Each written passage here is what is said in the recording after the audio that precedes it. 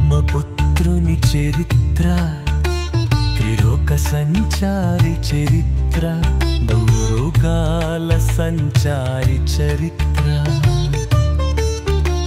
బిందామారారు కన్ని చరిత్రడా.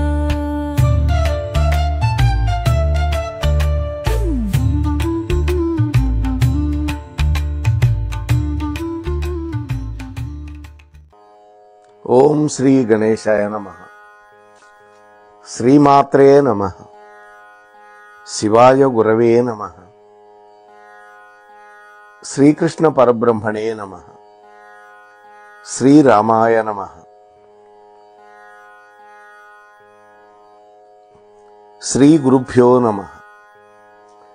నారాయణం నమస్కృత్య నరం చైవ నరోత్తమం దేవీం సరస్వతీం వ్యాసం తతో జయముదీరయేత్. సచ్చిదానందరూపాయ విశ్వోత్పత్యాదిహేతవే తాపత్రయ వినాశాయ శ్రీకృష్ణాయ వయం నమః. మోహనవాణి ఛానల్ ద్వారా ఈరోజు ప్రారంభం చేస్తూ ఉన్నాం. మన మార్గదర్శకులు మహర్షులు ఈ గ్రంథాన్ని శివానంద సుఖద ఫౌండేషన్ వారు ముద్రించారు. సద్గురు డాక్టర్ కె శివానందమూర్తి గారు అనేక ప్రవచనాలలో చెప్పినటువంటి విషయాలని క్రోడీకరించి ఒక 4 వాల్యూమ్స్గా, ఒక్కొక్క వాల్యూమ్లో సుమారు 10 మంది ఋషులు, మొత్తం 41 మంది మహర్షుల యొక్క చరిత్రలని 4 వాల్యూమ్స్గా ముద్రించారు. వాటిల్లో నుంచి ఈ రోజు నుంచి మనం మొట్టమొదటగా నారద మహర్షి గురించి చెప్పుకునే ప్రయత్నం చేద్దాం. నారం దదాతి ఇతి నారదః, ఇది వ్యుత్పత్తి నారద శబ్దానికి. నారము అంటే జ్ఞానము అని, నారదుడు అంటే జ్ఞానప్రదాత. మనకి నారద మహర్షి వల్లనే శ్రీమద్భాగవతం వచ్చింది. వ్యాస మహర్షి దుఃఖార్తుడై ఉన్నటువంటి సమయంలో నారదుడు వచ్చి భగవంతుడి కథ రాయవయ్యా, భగవంతుడి యొక్క భక్తుల కథలు రాయి అని ఉద్బోధించినప్పుడు మనకి శ్రీమద్భాగవత గ్రంథం వచ్చింది. అలాగే క్రౌంచ పక్షుల మిథునంలో ఒక మగ పక్షిని ఒక బోయవాడు కూల్చినప్పుడు వాల్మీకి మహర్షి శోకంలో నుంచి ఒక శ్లోకం ఆవిర్భవించింది. అప్పుడు నారదుల వారు వచ్చి శ్రీమద్ రామాయణాన్ని సంక్షిప్త రామాయణం పేరుతో 100 శ్లోకాలతో చెప్పిళ్ళాడు. దానివల్ల మనకి రామాయణం వచ్చింది. అంటే ఒక ఇతిహాసం రామాయణం, ఒక పురాణం భాగవతం, ఈ రెండింటికి కారణభూతుడు నారద మహర్షి. అంతేకాదు ప్రహ్లాదుడిని ఉద్ధరించిన వాడు నారదుడే, ధ్రువుణ్ణి ఉద్ధరించినటువంటి వాడు కూడా నారదుడే.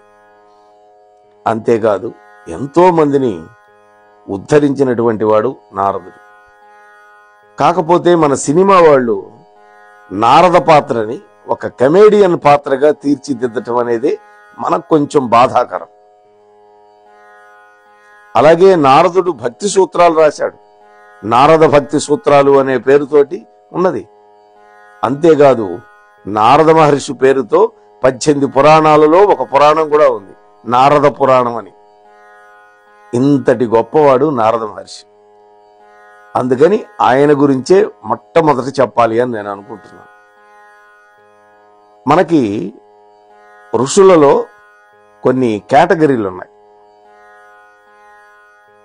ఒకటి, దేవతలలో దేవాంశ సంభూతుడిగా వస్తే దేవఋషి అవుతారు, దేవర్షులు వాళ్ళు. అలాగే బ్రహ్మర్షులు, వశిష్ఠుడు, విశ్వామిత్రుడు ఆ కోవలో చెందుతారు. రాజర్షులు ఉన్నారు, రాజే ఋషిగా ఉంటాడు. యయాతి ఇటువంటి వాళ్ళంతా రాజర్షులు. ఇక్కడ నారదుల వారు దేవర్షి, సాక్షాత్తు బ్రహ్మదేవుడి యొక్క హృదయంలో నుంచి వచ్చాడు. బ్రహ్మ మానసపుత్రుడు అంటారు ఆయన్ని. అటువంటి నారదుడి యొక్క చరిత్ర లేనటువంటి కథ గాని, పురాణం గాని, ఆయన పాత్ర లేనటువంటి గాథ గాని లేదు. వాస్తవానికి మనకి ఈ మహర్షులు ఈ భౌతికమైనటువంటి ప్రపంచానికి తండ్రులు లాంటి వాళ్ళు, పితామహులు వాళ్ళు, తండ్రులు. భౌతికమైనటువంటి లోకానికి కారణాలు మాత్రమే సృష్టించాడు చతుర్ముఖ బ్రహ్మ. అంటే పంచభూతాలు మాత్రమే సృష్టించాడు ముందు. దానిలోని మూల పదార్థాలు అనేటటువంటి అహంకారం, బుద్ధి, మనస్సు, చిత్తం, ఇంద్రియాలు.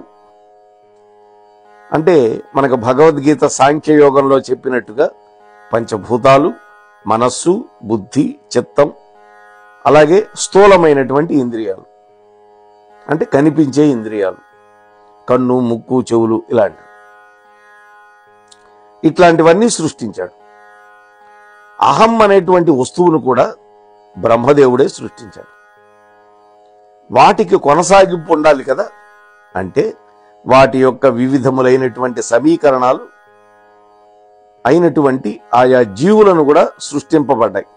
వాటి వల్ల వాటికి కారణభూతమైనటువంటి, అంటే అవి తాము కానటువంటి మహర్షులు కూడా బ్రహ్మదేవుడే సృష్టించాడు. మహర్షులను వాళ్ళందరినీ బ్రహ్మర్షులు అని పిలుస్తారు. మనకు ఆ కోవకు చెందిన వాళ్ళే సప్త ఋషులు, 7 ఉన్నారు. కాకపోతే మన్వంతరానికి మారుతూ ఉంటారు. వాళ్ళల్లో పేర్లు అటు ఇటుగా వస్తుంటాయి. అయితే మానవ మాతృలే అయినా కూడా జ్ఞానం వల్ల, తపస్సు వల్ల బ్రహ్మర్షి పదాన్ని పొందొచ్చు. అట్లా కాకుండా బ్రహ్మదేవుడి నుంచి సహజంగా పుట్టినటువంటి బ్రహ్మర్షులు మరికొంతమంది ఉన్నారు. ఈ విధంగా వాళ్లలో సనకాది ఋషులు, నారదుడు, వీళ్ళంతా బ్రహ్మ నుంచి పుట్టినవాళ్ళు. ఈ విధంగా సృష్టి యొక్క కార్యక్రమాన్ని నడిపించడం కోసమని మౌలికమైనటువంటి పదార్థాలను సృష్టించినటువంటి చతుర్ముఖ బ్రహ్మకి కార్యబ్రహ్మ అని పేరు. ఈ సృష్టి కార్యానికి మౌలికమైనటువంటి తత్వాన్ని, పదార్థాన్ని, ఈ 2 మాత్రమే సృష్టించడం వల్ల ఆ తరువాత జీవకోటి ఎలా ఉండాలి, ఏ రూపంలో ఉండాలి, వాళ్ళ యొక్క మనోబుద్ధులు ఏ విధంగా పనిచేయాలి, వాళ్ళకి కర్మ మార్గం, జ్ఞాన మార్గం ఏ విధంగా నిర్దేశించబడాలి, అటువంటి జీవుల సృష్టి కోసం పుట్టినటువంటి వాళ్ళు ప్రజాపతులు.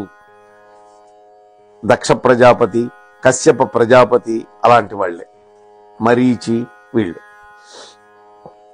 వీళ్ళని ప్రజాపతులని పిలిచారు. మహర్షులు ఆ ప్రకారంగా బ్రహ్మదేవుడి చేత సృష్టింపబడ్డారు. అది కాకుండా ఇంకా ఏంటంటే విషయం, ఈ సృష్టి ప్రారంభమైన తరువాత ఆ జీవకోటికి సత్యం, అసత్యం, మంచి, చెడు ఇటువంటి విధానాలన్నీ బోధించడానికి వాళ్ళు సృష్టింపబడ్డారు. ఎవరు? మహర్షులు. కేవలం కర్మాధీనులుగా జీవులను అంధకారంలో వదిలిపారేశామనుకోండి, అటువంటప్పుడు అటువంటి జీవులకి ముక్తి మార్గం ఎవరు చూపించాలి? అలా ముక్తి మార్గం చూపించకపోతే ఈ పుట్టినటువంటి వాళ్ళంతా కర్మాధీనులై ఉంటారు కదా, బుద్ధి మళ్ళీ కర్మాధీనంగా ఉండిపోతుంది. ఈ అనంతమైనటువంటి బుద్ధి, కర్మల యొక్క ఈ ఆటలో వాళ్ళు తగులుకుంటారు, అందులో చిక్కుకుపోతారు. వాళ్ళు ఏనాటికి కూడా మోక్షాన్ని పొందలేరు. అందుకోసమని మార్గాంతరమైనటువంటి ఉపాయాన్ని చూపించి, వాత్సల్యంతో అటువంటి వాళ్ళ మీద దయ చూపించి, వాళ్ళకి మార్గదర్శకులైనటువంటి వాళ్ళు కావాలి కదా, ఆ కారణం వల్ల మహర్షులందరినీ సృష్టించాడు బ్రహ్మ. పంచబ్రహ్మ సిద్ధాంతం అని ఒకటి ఉంటుంది. అంటే నిర్గుణమైనటువంటి ఒక పదార్థం లేదా ఒక వస్తువు లేదా సదాశివ తత్వం గాని నిర్గుణ బ్రహ్మ వస్తువు గాని అనుకోవచ్చు. అది ఒక్కటే ఉంటుంది. దాని నుంచి మొట్టమొదటిసారిగా రెండు పుట్టినాయి, ఒకటి రెండైనాయి. అంటే ప్రకృతి పురుషులు. ఈ రెండు తత్వాల పేర్లు ప్రకృతి పురుషుడు. ప్రకృతి అంటే స్త్రీ స్వరూపం, పురుషుడు అంటే మనం చెప్పుకునే మగ స్వరూపం. ఈ రెండు తత్వాలు. ఆ ప్రకృతి పురుషుల తత్వాలలో ఇంకా ఏం పుట్టినాయి? కామం, కోరిక అనే రెండు పుట్టినాయి. అంటే కామం అంటే ఏమిటి? ఇక్కడ సృష్టి కార్యం. అంటే సృష్టిస్తాను అనేటువంటి కోరిక ఏదైతే ఉందో అదే సంకల్పము అని పేరు పెట్టాం. ఆ సంకల్పం పుట్టింది. ఆ కోరిక కారణం ఏంటి అంటే పూర్వం ఏదో ఒక సృష్టి ఉండేది, ఇప్పుడు అది నశించిపోయి సూక్ష్మ రూపంలో బ్రహ్మదేవుడిలో లయించి ఉన్నది. దాని యొక్క పునరుత్పత్తికి అంటే మళ్ళీ ఇప్పుడు వర్తమానంలో సృష్టికి ఈ రెండు వస్తువులు అవసరమైనవి. అవే ప్రకృతి పురుషుడు. ఈ రెండు కారణభూతాలైనవి. ఈ మిథునాన్ని రెండవ బ్రహ్మగా చెప్తారు. మిథునం అంటే దంట. కామేశ్వరి, కామేశ్వరుడు, ఇదొక మిథునం. కామేశ్వరి, కామేశ్వరుడు, ఈ రెండు కలిపి రెండో బ్రహ్మ. దాని నుంచి హేతువైనటువంటి ఒక సంకల్పం, పునఃసృష్టి యొక్క పూర్వ సృష్టి యొక్క విజ్ఞానం అంతా కలిగినటువంటి వాడు, తన సృష్టి యొక్క రూపజ్ఞానం ఏదో తెలుసుకున్నటువంటి వాడు, బ్రహ్మదేవుడి యొక్క పరిజ్ఞానం అంతా తెలిసినటువంటి వాడు, భవిష్యత్తు యొక్క కాలాన్ని శాసించగలిగినటువంటి వాడు. ఇన్ని విశేషాలు అంటే షడైశ్వర్యములు అంటారు వీటిని. ఈ షడైశ్వర్య షడ్గుణాలన్నీ కూడా ఈశ్వరుడి యందు చెప్పబడ్డాయి. ఇవన్నీ కలిగినటువంటి వాడైనటువంటి విష్ణుదేవుడు మూడవ బ్రహ్మగా అవతరించాడు.